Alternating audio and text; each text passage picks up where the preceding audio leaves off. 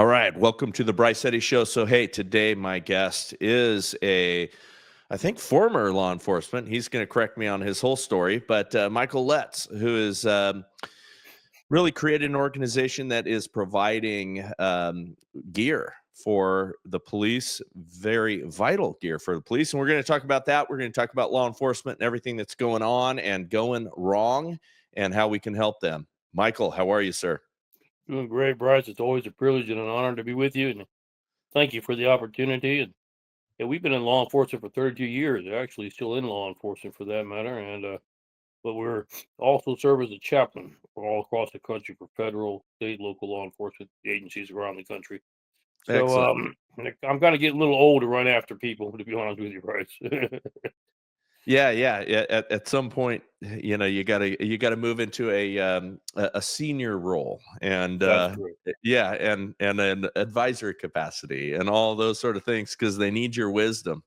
Well, hey, so what department did you work for? Give me some of your background there, and what I part of was the with country. a state constable in South Carolina, with South Carolina Law Enforcement Division, with the City of Columbia, with the County of Richland, and then with the feds, with the Bureau and other things. Did some chaplaincy work with them, and also did some work with the intelligence agencies, the three-letter agency, among others. So we've had a vast variety of experiences, Bryce.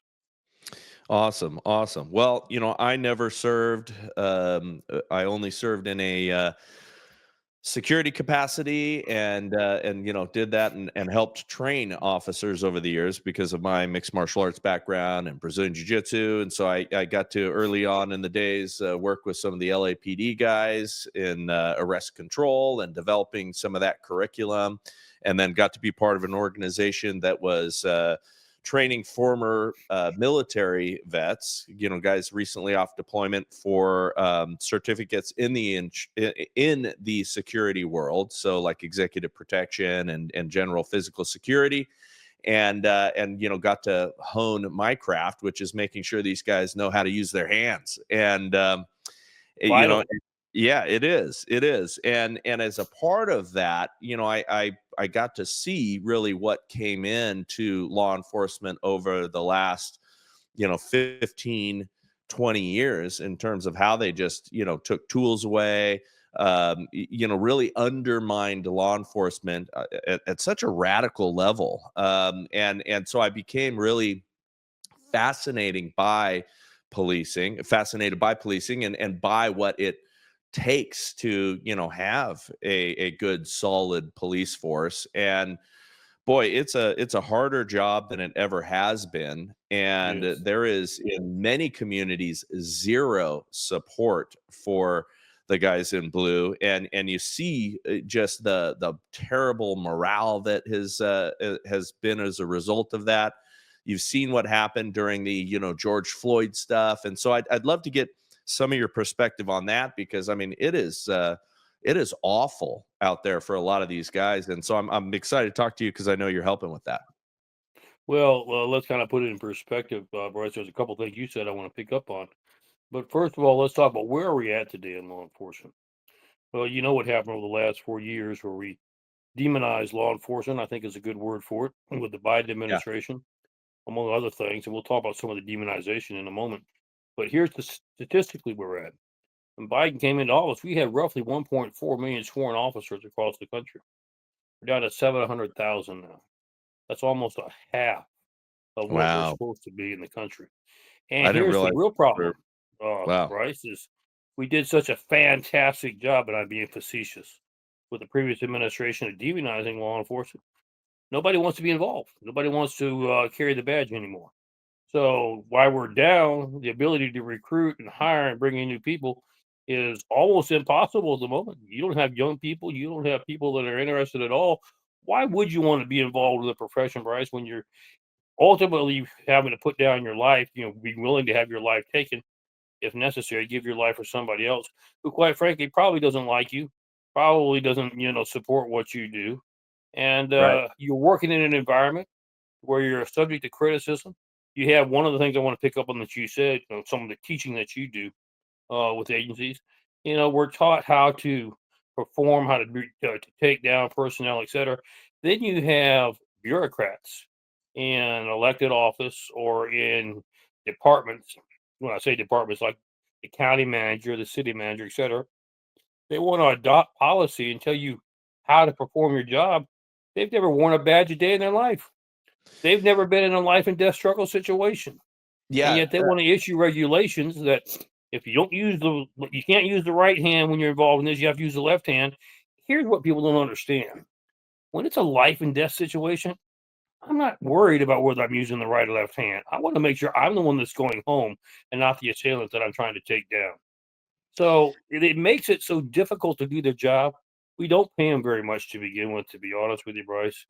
And we add so many negative images that it's no wonder we have nobody that wants to pin on the badge. Here's the problem: yeah, if we don't correct this very quickly, we're going to go into anarchy. You can't have law and order without people who enforce it. And quite frankly, we're at a very precarious position. Fortunately, we've got a new administration who sees the value of what our public servants are doing for law enforcement and first responders. And we're working together with that administration to change the perception and to make sure these brave men and women have the tools necessary to do the job. But I was just curious as I listened to your comment for a minute. I thought to myself, yeah, I know you're doing a great job, Bryce, at teaching them how to defend themselves. But sometimes the bureaucrats that are overseeing the department won't let them utilize the training that you give them. And yeah. that's Let's what's talk just so about that. frustrating. Yeah, let's talk about that. So, I mean, I think, I've talked about some of these things in the past, but not recently. But I think my audience has heard some of this. First, I mean, just at the outset, the reason we have the concept of qualified immunity, meaning that, the cops themselves, and, look, you and I both know, because you probably serve with guys who are bad apples. Bad apples Right. exist. There are people in every profession that should not be there, and of course the consequences are great when it is law enforcement. So setting the bad apples aside, because I would say that is a fairly small number. Most of the people there are good human beings that have something in them that they want to serve. They are willing to put their life on the line, and they will, if they are backed, they will jump into that job and perform well and perform with all the energy in the world if they know that they are going to be backed by the community. Right. And as a model, what we do is, we give them sort of an assumption of extra innocence. We give them an assumption and a extra level of authority, as a minister of justice, right? Right. And you need that role. They are not a regular citizen. That's why, they have, the rules that they have. That's why they take the oaths that they have, but they are a minister of justice, and it is a important position in society. And when we argue against qualified immunity and we argue against taking that power away, we are really neutering them in their effectiveness, and we are creating a fear among them that they are going to not just lose their job, but they will be sued into oblivion. They will not have the protection of the community. They will not be, protected in any respect. And so what you get is people, and I've seen it, and I've talked to officers on a regular basis where I was driving with a guy who was former police chief, and we were going into a consulting in the security. We were on our way to appointment. We pulled up to a corner, and we saw a couple of guys, and he goes, "We would have rolled up on those guys, and we would ask them some questions, and because look at them, look at what they're wearing, look at what's happening here." And by the way, these weren't black guys, so it wasn't that kind of profiling. These were two dudes that looked like they were up to no good, white guys that looked like they Right. were, druggies and had some things going on. But it was a case of, proactive policing. We were going to let them know that we were there in the community. We were going to see what's up. We were going to ask them some questions. He goes, nowadays, police officers don't do that. They'll respond to calls. They'll roll up on the scene, and they'll hope, that they joke that, hey, time heals all calls.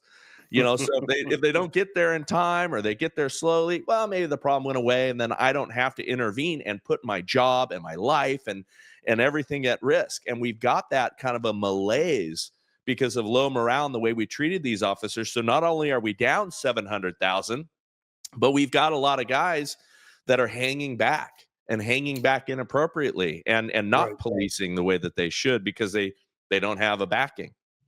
Well, Bryce, we have the lowest morale in history. We Yeah. have the highest number of officers being killed in line of duty, almost one a day. We have the lowest morale. And get this, it's not a particular statistic we're very proud to mention on the air, but it's a fact. We have the highest suicide rate among officers we've ever had in our history. Now, why is that? Because of the way that we have framed, treated, and what we have done to our officers. I think it's interesting, back on the issue we talked about, the training that you provide, et cetera, is people don't understand. When you're in a life and death situation, every second counts. If you've ever been a firefighter, if you've ever been in combat situations, you understand these things. And quite frankly, if I'm having to pause and think things through, well, was I supposed to use the right hand or the left hand? I'm dead. Yeah. Hesitation will cost you your life every single time. You say, well, why would you be so stupid to hesitate? Because now we've gone to the point now, oh, you used your right hand instead of your left? We're going to charge you with the crime. We're going to charge you with aggravated assault Yep. against the assailant. Who ever heard of a society that wants to protect the criminals more than they do the victims? And there are those who respond to protect the victims, our first I'll responders. And give that's you just mind boggling. Yeah, I'll give you some interesting insight into that too. So, when I was participating in training guys, and I still do through my jujitsu school and all that stuff, but when we were formally doing some of those things, and during the time when it was becoming heated, we tried to get some of these news groups out and stage, and it didn't work out, but it was a great idea at the time, and have a young female, okay, who's not not superstar trained, but understands leverage and things like that, a Right. young female, and put her in a situation that she's the suspect, and have a couple of these dudes from the news try to politely arrest her when she is more passively resisting. So not actively resisting, but just shaking them off and trying to just making it stiff, because Right. an arrest situation is ugly. Wrestling somebody is ugly, and it can Correct. be violent. And by the way, it should be quick violence and over. That's It exactly should right. be all of this. You're watching these guys, and we analyze this thing over and over again, but you're watching them go, stop resisting, stop resisting, stop resisting, stop resisting. And then it just winds itself up, right? Correct. And then they go to their tools, right? And sometimes it's a taser, and that didn't work. Tasers aren't 100% effective. No, Thick not even clothing. close. You get the probes in the wrong spot. All of that sort of stuff. The distance is wrong, whatever it may be. It fails regularly. But okay, now we go to the tool. Now that didn't work. Okay, now we're out of taser, or it needs to be reloaded. And okay, now we ultimately go to our final tool, right? Or And then weapon. all of a sudden we went from one end of the spectrum to absolute deadly force.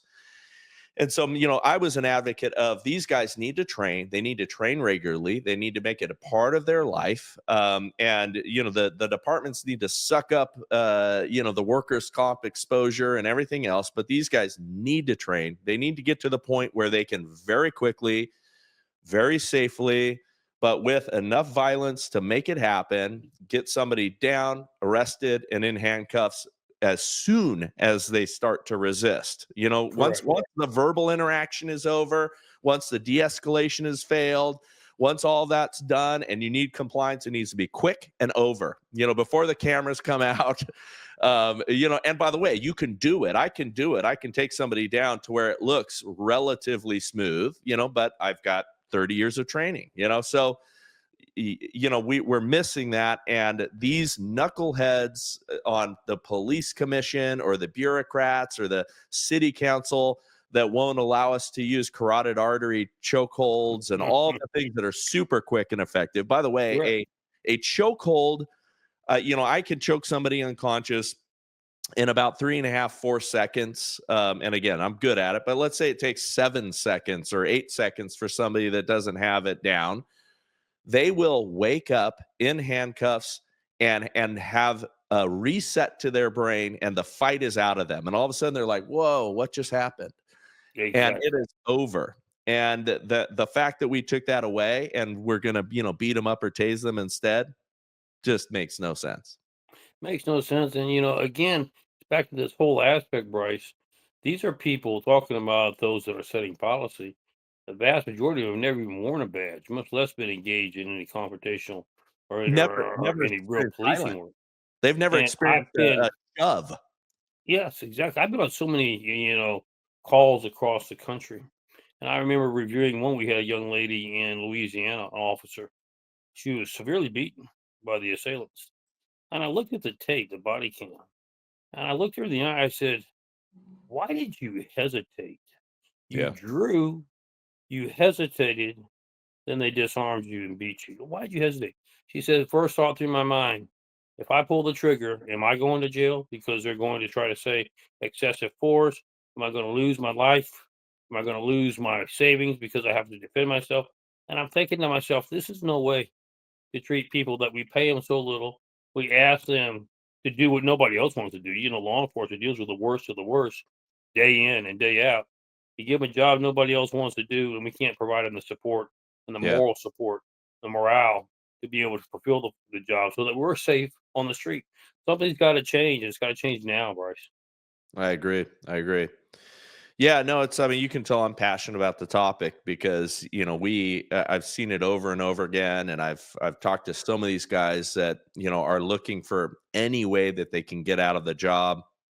And, we're losing, not the bad apples, we're losing the really good people. We are. We've lost most of them, and why not? I have them all the time across the country.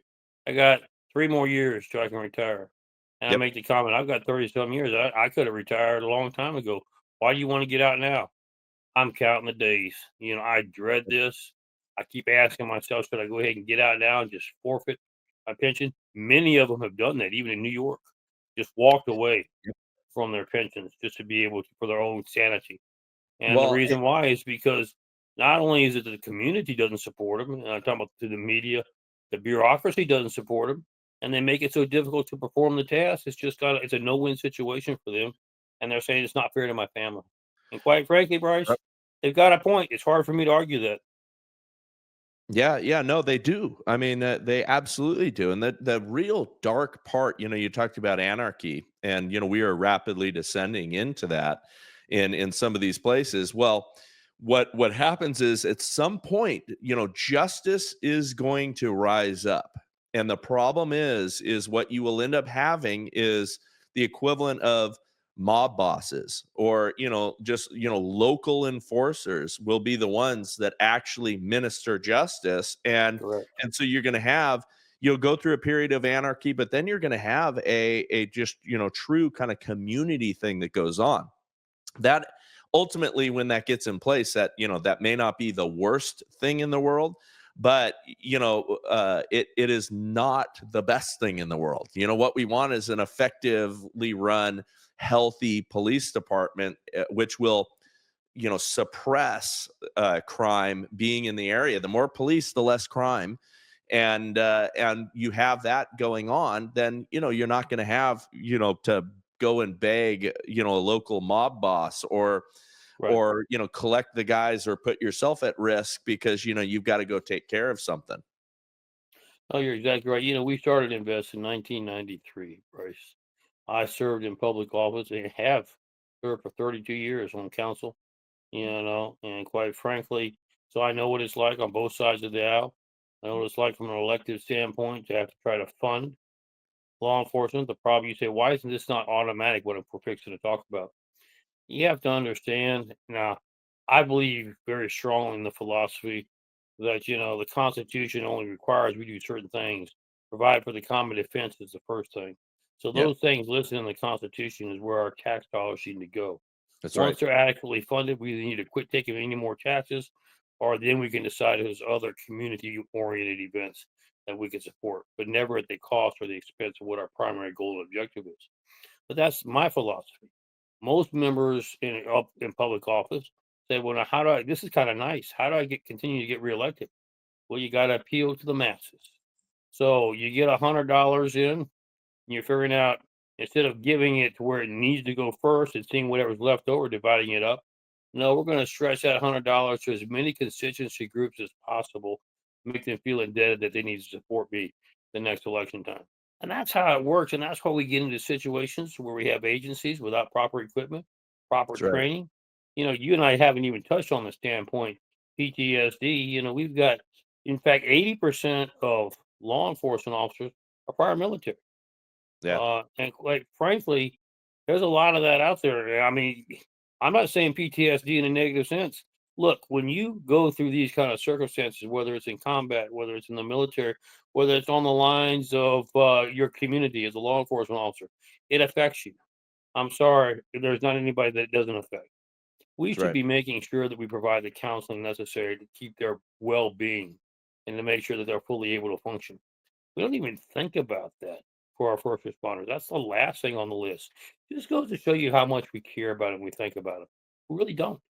And they're able to pick up on that after a little while. They've been on the job and then they begin to question, why am I doing this? Well, when I was asked on national news, what makes a good officer, you touched on it, some Bryce. It's somebody that has the heart Yeah. for his community. He's willing to put his own life on the line to help others, to protect others. That's going to be a rare commodity, okay? So we ought to value that to begin with. But Yeah. even when they have that heart, sometimes they have to say, it's not just about me, it's about my family, it's about my kids. What's fair to them? That's why we're losing so many. That's why we have to turn this around. We have quite a few programs that we're going to be doing, and that's something we're already underway to change those images. But we're in a desperate situation. And I've discussed this with the administration. We're in a national security crisis. Oh, We it's don't terrible. reverse this. Um, we're going downhill fast.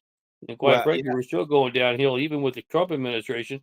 We're turning it around, but it was very frustrating. We're having to fight everybody, even on our side of the fence, to get change done, and it can be discouraging sometimes, right? Yeah, yeah. I mean, it's interesting. Let's talk about that prescription, and then I want to get into what you guys are doing practically. But the way we turn this around, unfortunately, you've had so much wealth of wisdom retire early.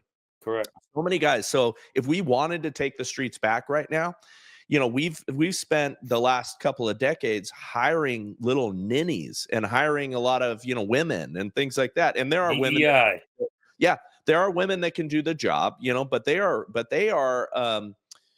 few and far between. Unfortunately, there are very few women that have the ability, the wherewithal, the strength in order to competently do the job, and they are out there. But we should not have been focusing on trying to get 50% of the women out there, or, Correct. or 50% of the force to be women or minorities, or we needed to hire. And this is interesting, and maybe the viewers know this. I know you certainly do. But we stopped hiring guys straight out of the military. And the reason is because, they want to, well, let's have them have a civilian job first. Let's have them. And then, that's why we had a lot of guys coming through the security programs. But what was interesting is you need those war fighters. And you Correct. you need those guys that will launch themselves into the fray, because that's who those human beings are, like a missile. They will be jumping to serve, jumping to protect. That's how they're oriented.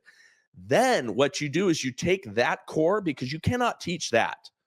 You take Correct. that, and then you teach de-escalation, and you teach patience, and you teach all of the skills to make them good law enforcement officers. And you can have a brilliant force. And we need to get back to hire those guys out of the military, hire the people that want to be police. Don't find the people that want to be accountants or HR people and then tell them that they should be cops. Right. Find the people that want to be police. Find the people that have that built into them, and then teach them the soft skills. You can't do it the other way around. No, you're right. And I love one of the things you just talked about, that we are trying to help out with the Invest program. When you talk about training, they teach you this in special forces. You should be able to almost to go through the scenario to react without having to think. You're so accustomed, you know what comes next, you know what you're going to do or not going to do. That's where you don't have hesitation. That's where you succeed. It's when you haven't been experienced or you haven't had enough training where you're having to stop for a second. Now, what do I do next? Hesitation always costs you. It's Yeah, never a or I positive. mean, It's always a adrenaline. negative. If you are uncomfortable with adrenaline and you haven't been in situations where you have become accustomed to uncomfortable situations, then all of your training breaks down. Correct. You need to be pressure testing things regularly, which is one of the reasons why I love jujitsu and mixed martial arts is because for officers you can closely simulate a real intense situation. You can pressure test it. I am Right. trying to choke you out, you're trying to choke me out. We are getting after it, and the more you do that, the more comfortable you become with a physical interaction. If you're only doing it in the academy and you never revisit it, and you've done some combatives here and there but you've never revisited it, you are not inoculated against that surge of adrenaline. Your body and the muscle memory and all that stuff breaks down. All your It fine motor does. skills break down when you're under pressure. If you're not drilling firearms, if you're not putting yourself under pressure, if you're just qualifying at the range and you're not creating a situation where you're out of breath and you're struggling and you're not creating techniques when okay, my hand's injured, all right, how do I charge my weapon, I Right. mean, all of those sort of things need to be drilled, need to be trained, and need to be trained under really intense circumstances. Otherwise you are going to fail when you are put to the test. I tell people this all the time. If it's not second nature, it won't serve you when the crisis Right. comes. You And have to be able to also, react with second nature. and you'll know this, there are some fine police officers out there that have all of what you would think would be the skills, and they're great human beings and they're solid, but you put them under a little bit of pressure and it's a soup sandwich, because Yeah. unless we've been put under pressure, you don't know what kind of human being you really are at the end of the day. And you have to figure out ways to simulate and test these guys so that they know, oh no, I'm one of those guys and I can handle it. You're exactly right. So, kind of giving you a little bit further background on Invest. So we started it when I was I had just gotten on the council, and I was president of a Kiwanis Club. Of course, you remember if you're going to be in public office, you have to be in front of the public. If you're going That's to make right. this thing work.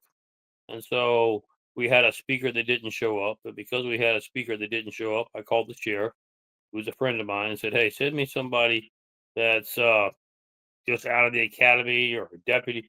He can talk about why did he want to be an officer, maybe show you how to clean his weapon. I don't care what he does, just make sure I've got a speaker there." In the question and answer session, someone asked, "Where's that vest thing that's supposed to protect you?" And he said, "Well, we don't get them provided for. And I'm just fresh out of college, got a fiance, trying to figure out how to get married, not trying to figure out how to spend any additional dollars. So I don't have one." So quite frankly, I thought we could get it done. We put the money in council to do it. I was not there on third reading. I had to be out of town, and it was removed. And so the press asked me when I got back, "How do you feel about your colleagues removing the funding for bulletproof vests?" Of course, I did what I was a young boy at that time, spoke without thinking. I said, "Well, great. If they feel that way, we'll just raise the money ourselves." Of course, that was a headline, and we've never been able to find an exit strategy ever since. But the bottom line is this: when we started 32 years ago, the only thing available was concealable vests. That's the vest you wear Right. under your shirt. Of course, back then, Bryce, that worked great because criminals were ashamed of what they did. That's why you took a pistol and put it underneath your shirt before you went into the convenience store to rob it. That's right. Nowadays, with drug cartels and uh, terrorists, child sex traffickers out on the street, they're proud of what they do. They come in with a long range rifles, AK-47s, because Yeah. they want to intimidate. They want to make a statement to the community: "We're here. You better do what we tell you to do, or you'll find yourself 6 feet under very quickly." And so we had to stop and create new technology because, as you know, a concealable vest will only stop a handgun. That's right. Yeah, no, you need Long range level 3, rifle, level 4. AK-47, cut Yeah, I right mean, through it. yeah, So yeah, we no, created new technology. They call it active shooter vest, and they have titanium plates in them. Will basically stop any round, rifle, pistol, whatever is out there. But here's the statistic that's shocking to you, Bryce. Only 10% of cops have this new technology. 90% of the officers on the street do not have this new technology. Now, translate to where we're at as of this moment during this interview. We have asked our Thin Blue Line to partner with our federal officers and some of our military operations to make sure that we deal with the drug cartelists, the illegal immigrants, the child sex traffickers, the terrorists, etc. I promise you, Bryce, you're not sitting on the curbside with a little lunch pail waiting on a bus ride to go home. They're going to resist. They already have. We're already finding this out. They're better equipped armament wise, they're better equipped protection wise than our own forces. Isn't that a stain and a blight on America's conscience? We can do better. We're going to show these people that we care for them, that we appreciate their value and what they do for our communities. The least we can do is to make sure they have the best necessary to come home safely to their families. yeah, amen, amen. So, quick questions along those lines. So, who are your what partners in the manufacturing of these are you working with, and who We Yeah, basically put it out to bid, roll it. Right now, we're using Buffalo Armory out of New York. Of course, I will say when we roll it, I'm not going to buy anything from China or from yeah, overseas amen. because I want to make sure that, yeah, right now there's a recall with a lot of military vests overseas, not ours, because they failed in their performance. They bought them all from China. But quite frankly, we get it from Buffalo Armory right now. They're the ones with the titanium plates. At the moment, I don't know of any other company that produces with titanium plates, but I'm sure they'll be popping up here shortly to Yeah. replicate what we've already had done. What But level that's where we get rating? them from. What level rating is a titanium, or do they have a whole new category now? It's basically a Are whole they new plates? category. It's a level 4A, you Okay, know. level 4A. Yeah, And quite frankly, here's where it's at. You say, what did it replace? Well, here's what you had in the past. You either had a concealable vest or you had a flak jacket. The right. flak jackets had the ceramic plates in them. The Yeah, problem most people don't realize, and I'm even talking about the military because the military is using our technology as well, is with a ceramic plate, you throw it in the trunk and throw an ammo can on top of it. You crack that ceramic plate, it's no longer any good. It right, doesn't work. right. Titanium, you can't damage it. I threw it underneath an M1 Abrams tank and had it roll over it. Wow. Couldn't even tell it. Hit it with 50 cals before. What's You the could barely see the indention. compared to ceramic plates? I mean, I know the price points on most of those, but if outside of what you guys are negotiating, what's the retail on these titanium plates? Well, we pay because we do it all across the country in our charity. It runs us roughly $700 a vest. If Right. you were to go out and buy one on your own, you're probably talking about $1,400, $1,500. Wow. Wow. Yeah, that's incredible. Yeah, no, I mean, it's expensive, and the reason I put that out there is because, to get good technology and good equipment, it is spendy, and so if these guys I mean, the best concealable vests, for like, EP work and, things like that, the best concealable vests are, in the 800 $900 range. I Yep. mean, it's expensive. So if you're, in those situations, but yeah, I mean, you get it into that level 4 plus. I mean, over $1,000 easy. And all of your other equipment and everything, and the agencies aren't providing that stuff. So what you guys are doing, I really commend. It's awesome because these guys do not make enough for all that. And for your viewers, the vest over my left shoulder, that's my vest. That's my active shooter vest. That's a titanium vest. And quite frankly, because of the carriers that we have designed with it, I can wear it for 8 or 10 hours and it doesn't bother me. Now, yes, it's a little heavier than a concealable, about Mhm. 8 pounds per side, about 16 pounds total. But the way the shoulder straps are designed, it's so easy to carry. Only problem that you're Oh going to yeah, have with it, well, difference I'd between that, rather. I mean, a concealable vest. Even the best, even and I've got a really high end one that really moves with you good and all that. right? I mean, it is so much more uncomfortable than wearing a plate carrier and having it all. Plus, it looks cooler. Well, I can tell you this. I tell people, the cops all the time, all across the country. They say, "What can I expect out of the active shooter vest?" I said, easy to wear, it's comfortable, but let me tell you this: don't jump in the car. Kevlar will bend a little bit when it hits you in the chin. If you sit down too fast, I promise you, titanium won't bend. Yeah. So you're going to get smacked in the jaw if you're not careful how you get in that vehicle. Yeah, that's true. That's true. Well, hey, how do we support you guys? How do we get involved for people who have a passion for supporting our officers? How do we give? Well, if they go to our website, that's investUSA.org. It's a charity.org. They can make a donation to officers there. You tell us where you want it to go. If you have a particular officer or a particular area that you want to designate it to, or just for whoever has the greatest need. We've had to kind of change some of our criteria, Bryce. In the past, it was first come, first serve. But now we're losing so many officers. We're telling agencies, you lose an officer on the line of duty, we want to make sure that we outfit that agency as one of our top priorities. And why is that? Because we go in immediately, we do a media event, and we want that family to know your sacrifice, because it's a family sacrifice. They've lost their spouse. Your sacrifice is not just recognized by your community, as important as that is. It's recognized by this country. And there are millions and millions who stand with you and thank you for your sacrifice. Thank you all for your service. And that's why I'm encouraging you to go to our website, join us in thanking our officers for their service. I tell people this. I have some people say, well, I'm on a fixed income. I can't donate. That's fine. Do me this favor then. Make sure you find an officer somewhere today and you'll run into him somewhere, even if it's on the road you're driving. Throw up your hand and wave and smile and say, thank you for willing to serve. That's all you have to say. We have got to change the morale of our officers. It'll Yeah. make a huge Amen. difference in how they are able to respond to protect you and your community. And it'll make you feel pretty good too. Tell them thank you for their service, to recognize them for what they do. Yeah. Amen. Amen. Well, sir, I appreciate you coming on.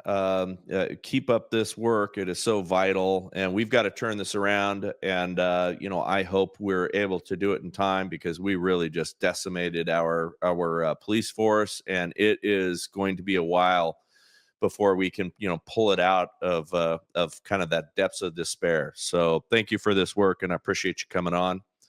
Well, thank To you, God Bryce. I be the look forward glory. to it. Yeah, to God be the glory, and Amen. we are out.